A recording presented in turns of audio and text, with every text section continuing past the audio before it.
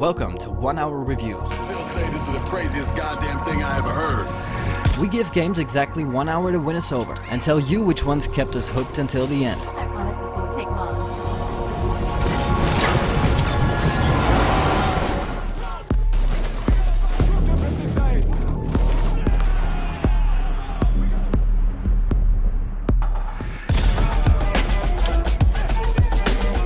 Mafia 3 is a third-person action-adventure game developed by Hangar 13 and published by 2K Games. Released on October 7, 2016, the third installment of the Mafia series depicts an interpretation of New Orleans anno 1968 and follows the story of Lincoln Clay, a man seeking to avenge his slaughtered family. I promise this won't take long.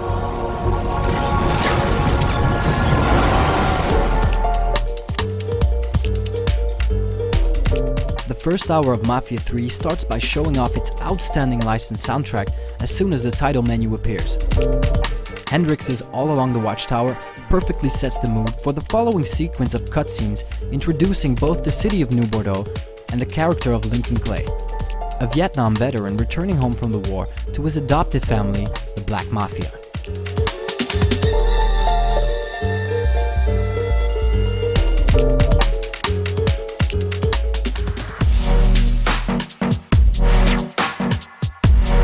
Facial animations in the cutscenes are impressively lifelike, and combined with the cinematic lighting and camera effects, it really feels like a Hollywood blockbuster.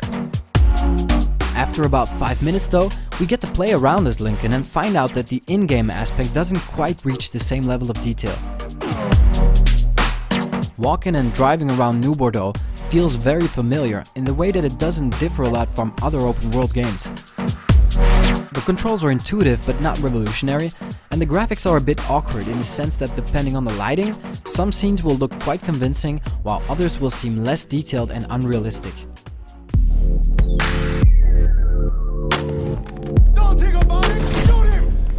All around, the gameplay is satisfying enough to allow us to focus on the narrative portion of the game, which in turn feels far more substantial.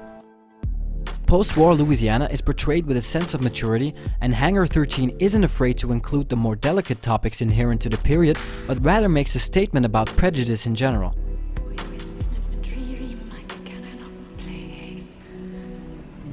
Ever since we got your telegram about coming home, we've been climbing the walls.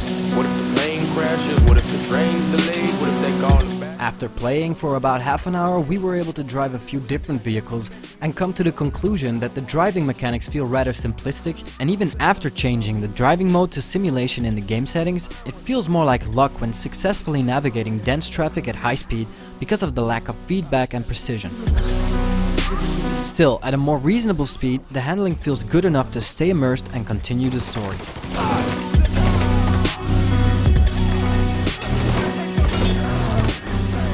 Lincoln needed to go out and make his mark. And that's precisely what he did. With the hour coming to an end, we're left with mixed feelings. Eager to continue Lincoln's compelling story, but not fully convinced that the gameplay will be enticing enough to keep us coming back for more.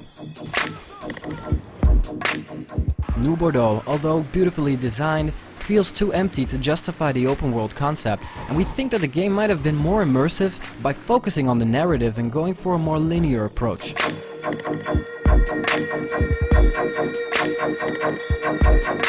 In conclusion, yes, we'll be playing this game for a while longer, simply because of the obvious amount of dedication and work that have gone into telling Lincoln's story. The game as a whole definitely stands its ground as a finished product, but it could have raised the bar by creating a more bespoke way to interact with it.